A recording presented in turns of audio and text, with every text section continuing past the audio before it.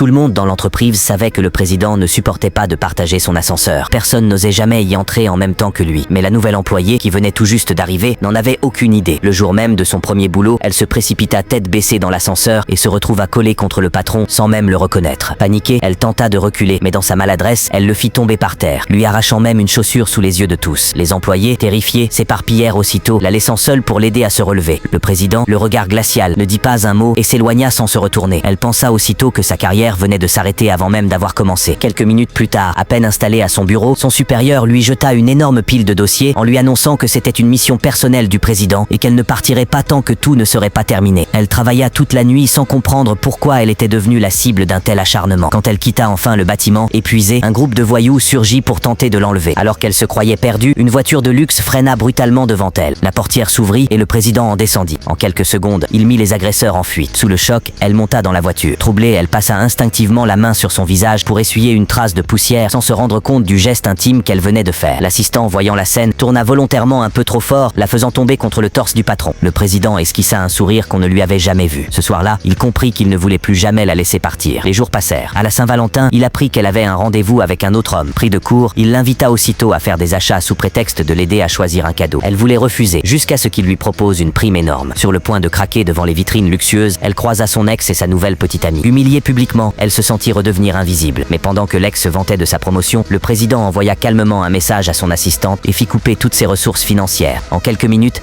la vie de l'homme qui se moquait d'elle venait de s'effondrer.